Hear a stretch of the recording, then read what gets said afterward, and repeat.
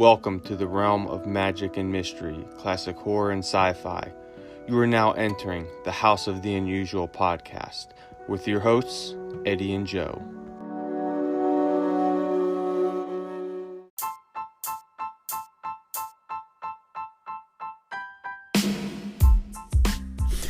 Hello everybody, this is another exciting House of the Unusual podcast, where we come to you each and every week with the strangest and the most unusual stories we can find. Today I'll tell you one thing though, the second part of this show is going to be fabulous. We have Chuck and Cheri, who actually have a list of the weirdest and strangest magician facts out there. They compiled this research. They're going to share it in the second half of the podcast, and I think, definitely stick around because you guys are going to really love it. Now, I'm here to say it actually happened today, and I want to tell you guys out there that you have to be very careful with what I'm about to tell you, because a lot of us can fall prey to this. Now, as you guys know, and if you go into my eBay or my soon to be live website, because right now when you go to houseoftheunusual.com, it's a forum. But beginning probably the next day or two, the site is going to go live. And let me tell you guys, if you really want to see an exciting site, this one is it. I was just trying to load products on it, and I was talking to the IT department, and they're going to help me, with the site as I navigate through it and learn how to navigate through the site. So when I add featured products or whatever it is, there's going to be one particular part of the site that's going to have featured product, like one product. And what I'm going to be doing is there are a lot of people out there that like Chuck Caputo. And, Chuck Caputo is pretty famous with his Verdi collection and stuff like that. Well, Chuck has decided he wants to sell some of his original creations. Some of those are going to be listed on the site, and it's going to be under featured product. Now, remember this, there's only one product available. It's not like multiples. So anybody who's interested got to jump on it right away, because once it's gone, I can't, we don't have another one. Now, what I was telling you, as I mentioned a few seconds ago, that happened to me recently. About a week ago or so, I saw on eBay an original 6-foot Dracula poster. Now, to tell the story about the posters I sell, the 6-foot posters I sell, both Dracula and Frankenstein, were created by the Lowell Toy Company in Long Island back in 1962. Then in 1969, it was sold through Honor House. It was sold through Johnson Smith didn't sell them, but many mail order houses did. The Captain Company from Famous Monsters and so forth. Then in 1989, Lou Weiss actually acquired them. 1969, he acquired the copyright through the Lowell Toy Company and started selling those monster posters in Fun Factory. Fast forward to 1989, I meet up with Lou Weiss. I take over the Fun Factory, and we start the company actually together, and later I stayed with the company. I've been selling those posters since 1991, and to my surprise, hey, there's no problem. I'm selling them, and there's people out there that I'm sure have reproduced and sold them too, but I own technically the copyrights for them. And I have it, and of course I filed it with the Copyright Office and all that stuff. But you know what? It's hard for me to really get angry at things, but what happened to me did get me really angry. There's a guy out of Canada. And this guy goes under vintage posters only, something like that, on eBay. And I see him selling a Dracula last week. And the way he took a picture, I think he used an original poster and took a picture of the original poster. And I'm looking at the thing. So when it comes up on my phone, it comes up and then it says in red in the description, vintage only, no reproductions, whatever it is, etc., etc. And we guarantee them to be 100% original. So I see the poster, and of course they're asking, I think, for Canadian money. It was 154 Canadian dollars, whatever it is, it came out to an equivalent of 117 American dollars. I said, you know what, for an original, that's not a bad price, because they could sell for as much as $300 to $400. And like, even so, like I said, I can reproduce 1 million of them because I do have, the copyright for them, and I also have the original files. So what happened is that apparently, I don't know how the guy got it, but he took the original to some place, he reproduced it, and shipped it to me as an original. In other words, if you do read the rest of the description, he goes on to say it's a reproduction from the original in high quality paper. But the problem is, in red above the main, like if you pull it up on your phone, you're not going to see the rest of the description unless you actually hit on it. And most people, let's be honest, we read the description, we'll see a quick thing, and we'll do that. So he made it so that the vintage description pops up right around the very top, and it says guaranteed 100% original, this and that. So I get the poster, and I'm like, wow, this guy did a phenomenal wrapping. I got it in a few days. FedEx drops it off at my house. Now I'm thinking it's the original.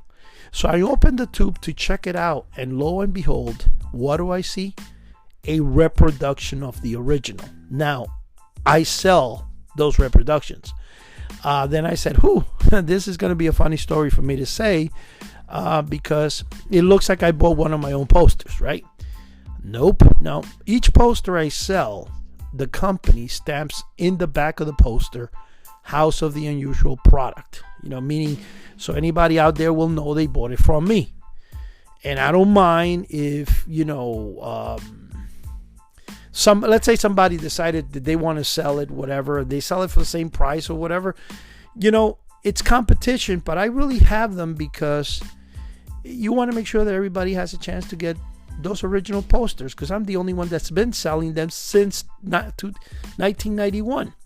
So this guy now is defeating the eBay algorithm by putting vintage posters first and then saying they're reproductions in the bottom, and he's selling them for a lot cheaper than me. Now, of course, in Canada, I'm sure that he prints them. Maybe he's a printer, in-house printer, because all the posters he sells are actually reproductions, but he puts their original. Now, that is unacceptable. It flipped me out. And the reason I got flipped out is not the fact that I purchased a copy, it's the way I was tricked into purchasing a copy. Because if he would have said, look, it's a copy, maybe I would have said, yo, you're hurting my business here. You really can't. So I got so annoyed at the situation. I called my lawyer really late. Like, guy was probably in bed, and I'm like, dude, you gotta go because you charged me over $1,400 to trademark House of the Unusual, to be covered worldwide. I sent you all the stuff from Fun Factory, and you made sure that it was recopyrighted with the improvements and everything. I own this. This guy has made a copy and sold it, and he's trying to get the orders I would get because he's putting original, so therefore people think they're buying original posters, and he's douching them out and then he probably thinks, because he only has 111 feedback, so he's not like a veteran on eBay, he probably thinks that if he sells it the way he's doing it, people, well, basically, let's just say you go on your phone, you look up 6-foot Dracula poster, his is going to come up, and then the words in red, vintage original posters, which is the name of his eBay thing, is 100% guaranteed, no reproductions. And this is the thing that really got me. He put no reproductions, 100%. Then when I got it, I said, let me check this description again. Now, when you hit full description, in the bottom he puts this or reproduced from this is a reproduction from an original, etc., etc., etc. Wow, did I get pissed. He had me, he suckered me, but he suckered me in a deceitful way. Like, for example, one day way back, I don't know, several years ago, I bought a vintage I forgot what it was, but I got my product. I bought my own product at a higher price, and I said, that's funny. And actually, I used that in one of my YouTube videos to laugh at myself for buying my own product, because I've sold for the last 40 years. I've been selling reproduction mail order items. One particular guy I remember, I kind of called eBay on him because this is way back. This is like 10 years ago. He was selling one of my ghosts as an original. And he said it was original, and I saw that it was, and I told eBay, hey, this guy's trying to ask like $200 for something I sell for $14 at the time. Or actually, I think it was back then I was charging 13 or whatever it was. But I said, he's trying to sell this, and, it's not original. And they asked me, how do you know? Because I make them. Look at my thing. Well, anyway, tonight I contacted eBay because I fumed. And the actual funny thing is, I did a 3-way calling with the lawyer I used, the copyright lawyer in New Jersey, because we've become friends over the last, 10 years or so. I've sent him hundreds of people. They've done business with him, from Dr. Boyajin, he's been many times on our podcast, to Richard. A lot of the people have used him because there's not too many copyright lawyers in New Jersey, except there's only actually 2. He's one of them in the whole state.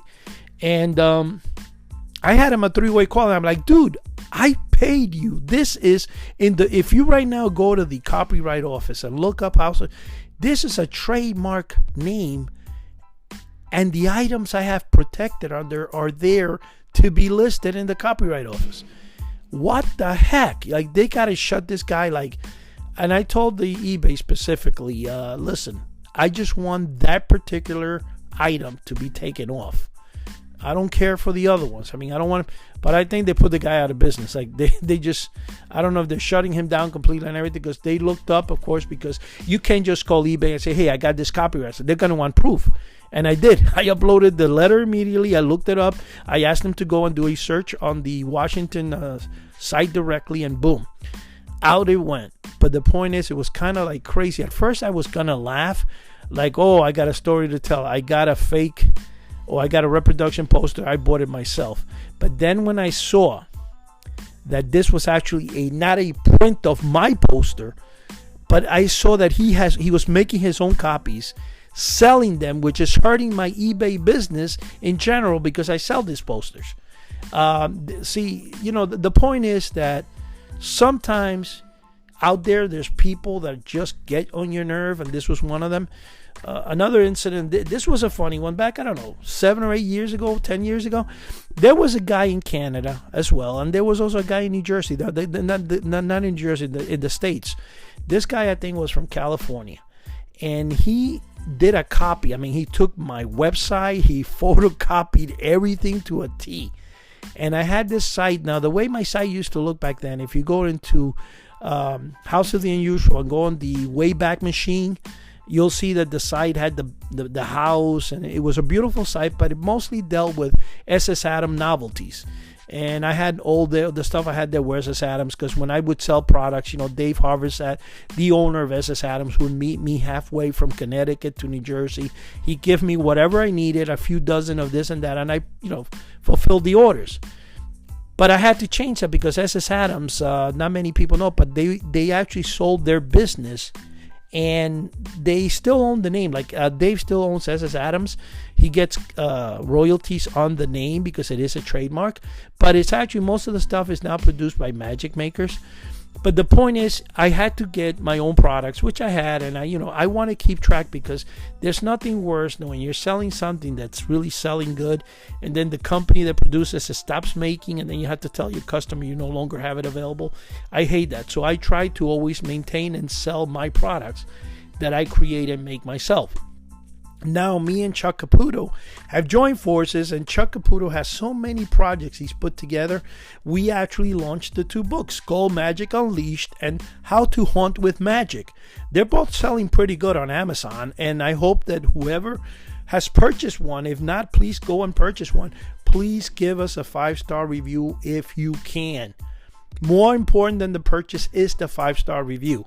Why? Because we need your help, so the algorithm of Amazon will help us to sell more books and be able. Now, the good thing about it is that I've got Jason Blakely, who's been here. He's from Canada. He's an IT professional. I've got Richard Hilliard. I have Todd Mitchin. I have Joe Poflansky, Chuck and his wife, all writing for me, and I'm putting the books together and putting them up on Amazon. And we have another 3 titles, I think, by the end of the year, almost completed, ready to ship. ready to put up. So you're going to have like 5 books available. Why are we doing this? Because it's so much easier to have Amazon print and ship the books for us than it is for me to, make products and all this. Like the Ghost itself. Last year, Laura Legends around this time mentioned me in her show. The Laura Legends review, I think it's unboxing number 19 is the name of the episode. And man, oh gosh, that was insane. 60 ghosts were sold in 1 month and they're all handmade. And I was like, oh my gosh. And this was right before Christmas. So she did it like in November. So the funny thing about it is before October, I was hardly selling any. October passes, November comes in, and boom, I have ghosts all over. But anyway, guys, I thought I'd bring this beautiful story today before you guys. And now, without further ado, Chuck, take over, my friend. You and Cheri, go ahead.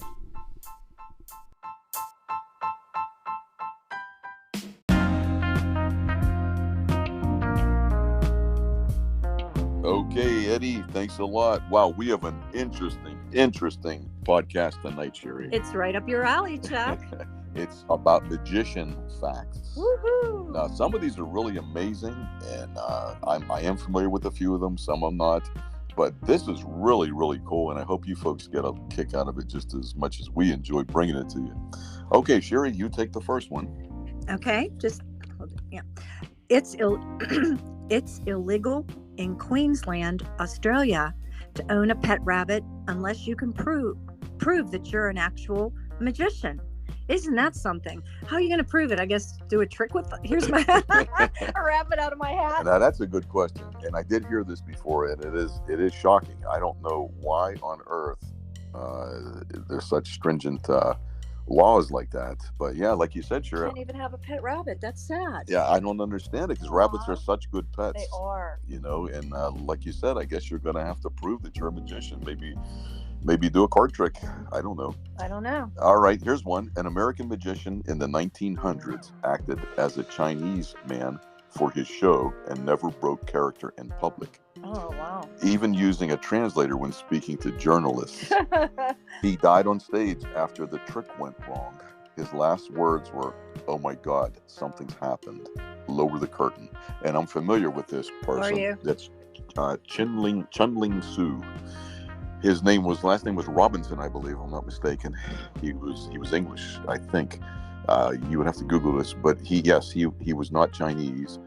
And he used this trick for many, many times. Somehow the rifle he used, there was a hidden compartment in there, and throughout the years, some of the real gunpowder seeped into the main firing compartment, and it just let loose and it shot him. Oh, my word. Yeah, he's known in the annals of one of the fatal magicians that happened where he actually died. Wow, that's terrible. Yes, really. Go ahead. All right. In 1956, a magician was performing the cut a person in half trick, using, guess who? His wife, for a televised performance. Immediately after she was divided, the host ended the show. People were horrified, thinking she had been killed, but time had just run out of the broadcast. Isn't that crazy? What's amazing is people think the worst all the time. Oh, yeah. Well, you would think they cut it. Go to commercial. Yeah, that is really strange. People do think the worst. I used to use, Cheri, a head chopper in the act. Yes. And I had trouble getting volunteers up there. So that's why I ended up trading that trick to a friend of mine. Right, yeah. All right, here's one. China's Emperor Qin sent his magician to find the elixir of life. The magician sailed away with the sacrifice of 6,000 boys and girls, lots of wheat, and never returned. Some believe that he settled in Japan and became their first emperor. Wow. Did you ever hear of that one? No, I've never heard of such a thing. At the 1988 Magic Championships, a magician was disqualified because his performance was so astounding, and the other magician judges thought he must be cheating. He performed the same act 3 years later, letting the judges shuffle the cards, and won. I'm not sure. Yeah, I guess that's so cool. Yeah, I'm not sure who this is, but up until the point where you said he let the judges shuffle the cards, that threw me off. Ring a bell? To a point. There was a guy who did cigarette manipulations. His name was Tom Mullica. Oh, wow. Where he would apparently swallow cigarettes in his mouth. Remember, it was a bunch of them. Yes. And I remember him. Yeah, he was really, really talented. And I do remember that the judges at some competition thought it was all gimmicks, that they couldn't believe that he actually. But this threw me off with the cards, so I don't know if it's the same guy or not. All right, here's one. Here's your guy. Oh yeah, David Copperfield and 2 assistants were robbed at gunpoint in 2006. That must have been scary. Wow, the renowned magician was able to employ sleight of hand to conceal his possessions when the thieves turned to him. He was quoted as calling his spontaneous illusion reverse pickpocketing. Interesting. You would think under those conditions you'd be so terrified. Wow, kudos to David Copperfield. Yeah. The CIA hired a magician to train agents in sleight of hand techniques for use in their, is that Mickey slipping LSD experiments? I guess, yeah, when you slip a Mickey to somebody. Oh my. Wow, that's unbelievable. That's crazy. All right, there is a mansion in Hartford, Connecticut that has a 90-foot long, only 18-inch deep corridor in it, I guess. 18 foot deep, I think. Yeah, 90 feet by 18 feet deep. Excuse me. That's it. Mm-hmm. The house's builder was a magician and wanted the house to look like an illusion. Wow. That's weird. Strange, Do you yeah. know anything about that one? No, I've never heard that in my life. He must have been a pretty successful magician to come up with stuff, to build something like that. Exactly. They have the money. Apollo Robbins, a pickpocket magician, he struck up a conversation with Jimmy Carter and Jimmy's Secret Service agents. Within a few minutes, he emptied the agents' pockets of everything except their guns. Wow, that's pretty interesting. I know, right? All right, this one I am familiar with. There was a magician by the name of Jasper Mescaline who used magic to help against the Nazis in World War II. He would hide tolls and maps in everyday objects and fool the Nazis by using illusions. Now, I think there's another part of this.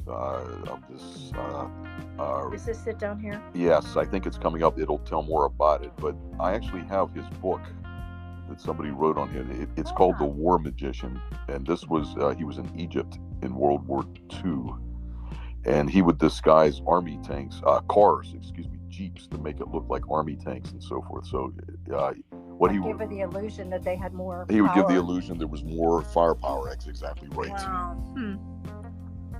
There was a magician, Dai Vernon. Yeah, Dai Vernon. Dai Vernon, sorry. He once challenged Harry Houdini to solve one of his card tricks. The latter boasting he could solve any trick after 3 tries. After 7 times, Houdini still couldn't solve it, and Vernon came to be known as the man who fooled Houdini. Yes, I've actually heard this true story. Amazing. Okay, after realizing an aspiring magician was actually in his 20s and had childlike handwriting due to a disability, David Copperfield founded Project Magic, a program that teaches people with disabilities how to use sleight of hand magic in order to enhance motor skills and gain self-confidence. Wow, I did not know that, but I am familiar with Project Magic, and I tell you what, that's helped a lot of people. Once again, kudos to David Copperfield. Yes. I think here's that connection. The British Army hired a magician during World War II to fool the Afrika Korps, and it worked. Is that the same one they're talking about? Yeah, that's from previous. That's him. Jasper Mescaline. Jasper Mescaline. He actually did a magic show in Egypt. So I actually have that bill. It's from like 1943. 1944. That's really rare. Yeah, somewhere I'm going to dig this thing out, and I have the book, like I said, and I'm going to put it together in like a shadow box. It'll be kind of neat. It'll be very nice. All right, let's see here. Zombie folklore originated in Haiti when bokors, known as black magicians, would poison victims with pufferfish. That was a neurotoxin, inducing a state of suspended animation from which the victim would awaken in a psychic state. Psychotic state. Wow. Under which they could be easily controlled. Yes, we did hear things of that nature. Yeah. Fascinating. Magician Darren Brown beat 9 leading chess players simultaneously by replicating their moves against each other at each table. Wow. Do you understand what he's doing there? Well, Darren Brown's a brilliant mentalist from the UK. So, I guess he's fantastic at chess as well. When his dog died 4 days before the opening of his new show, the magician Sigmund Neuenberger asked the local council for her to be buried in their cemetery. They accepted only if he himself be buried there upon his death. Neuenberger died 4 days later on an opening night when the theater burnt down. Wow. But I guess maybe he got buried there with the dog, right? Yeah, I guess, sure. There was a magician named Eugene Robert Houdin. That's it. That's your guy. That's a full name. I always knew him as Robert Houdin. He was asked by Louis Napoleon to suppress a possible rebellion in the French-controlled Algeria using his magic tricks, and he succeeded in doing so. Now, I am familiar with that. A little bit more about that? Yes, they were known as the Mountebanks, I believe. And France controlled Algiers, which is northern Africa at that time frame in the 1800s. And somehow they were getting out of control a little bit. And so the only thing they can think of was get Robert Houdin out of retirement, which they did. And he did several miracles over there, which really flipped them out. So they were very superstitious, I guess you would say. Yeah. And they said, whoa, hang on a second. France does have the greatest magic. So they kind of put them back in line a little bit. Huh. Interesting. Charles, Prince of Wales, is a member of the Magic Circle, an exclusive club for magicians. He gained entry in 1975 with his Cups and Balls performance. This routine is considered by many to be a sign of an accomplished magician, as it uses many different techniques at once. First of all, kudos to Prince Charles, because Cups and Balls, from my understanding, to get into the Magic Circle, you have to perform a flawless Cups and Balls routine. I only belong to a few things. I'm gonna plead what Groucho Marx said, that he's leery of any group that would accept him as a member. So yes, I agree. That's my philosophy. The next one is Ralph Biela, was a German magician who was famous for performing the bullet catch using his teeth. Well, that's one you didn't do, honey. He was seriously injured 9 times, which caused constant dizziness, and that eventually led to his death when he fell off of a cliff from being too dizzy. I've never heard of that. Wow. That's you know what? I'm actually going to save this. I'm going to staple these together, and I'm going to put it in my file. Yeah, you got some good stuff here, Cheri. All right. Legendary magician Harry Houdini was the first person to fly a plane in Australia. That I do remember reading that. He was a fearless man, and he even jumped from plane to plane. I think he holds the record of actually transferring from one plane to another. Yeah. And we're talking those old propeller ones. Oh, yeah. Wow. Matthias Beckinger was born without arms or lower legs, and he was a famous magician, also an illustrator and a master engraver. He had 14 children by 8 wives with up to 70 mistresses. Can you imagine? Wow. Wow, 70 mistresses. You go, guy. Oh my goodness. I know that would drive you crazy. One woman's enough. One woman's enough. You always say that. That's okay. In 1990, amateur magician Joseph W. Amazing Joe Burris, during his act, was handcuffed and shackled, placed in a plexiglass coffin of his own design, laid 6 feet underground, and buried under some 7 tons of concrete. The coffin could not support the weight, and Burris was crushed to death. Now, did you know that? This I'm familiar with. This was at Blackbeard Amusement Park, somewhere in California. It might be Fresno. Was that when his family was there? His whole family was there. Gosh, and what this article does not mention is the coffin he was buried in was plexiglass. Oh my. So it was see-through, and cement weighs a lot, dirt weighs a lot. These things have to be tested before you do something like that. There actually was a society dedicated to exposing fraudulent magicians, and Harry Houdini even served as president. I'm very familiar with that. It's the SAM, the Society of American Magicians. Oh. Harry debunked spiritualists. He was disgusted because when he died, they were claiming to talk to his mother, and so he got disgusted. There was a book, which I'm very, very proud to be an owner of this. It's called Spook Crooks, 1931, I believe. It's by Julian Proskauer, and it gives all the techniques, a lot of the techniques in that time. what the fraudulent spiritualists would do to bilk people out of their hard-earned That money. was shameful. Yes.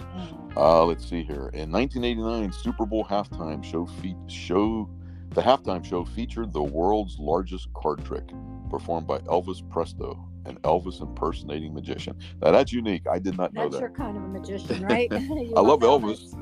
Yeah. Actor Neil Patrick Harris is also a magician and is the current president of the Academy of Magical Arts. Yes, I did know that he is a magician. The Academy of Magical Arts, I believe, is the Magic Castle in California, and he was a few years back. Do you remember on was that American Horror Story? Remember the carnival one? He played the carnival owner or something on there. I think he did some magic. Yes, very, very good magician. There's a theme park in China where professionally trained magicians and acrobats perform every single day, even when temperatures drop to below freezing and no one shows up to watch. We saw this on TV. You probably don't remember this. I couldn't believe what I was seeing. I mean, that's dedication. I mean, these men and women, they'll go out there in sub-zero temperature, sub-freezing, I should say, and they perform complex sleight of hand. I'm talking back palming and everything, no matter what. Wow. So that really sets the bar. Okay, last but not least is Muhammad Ali isn't just one of the greatest boxers of all time. He's also a magician, talented enough to earn David Copperfield's praise in 2012. Woohoo! I did not know that, but I do know Muhammad Ali was very he was a very devout person who was friends with Michael Jackson, I believe, and a few other people, and possibly, I don't know exactly what, but wow, he has a lot of interest. Well, that's great. Hey, I hope we've had a great time here today. Yeah. Thanks for stopping by, folks. This was interesting. I'm going to save these. This is really great. Hey, until next time, take care. Bye-bye. Bye-bye.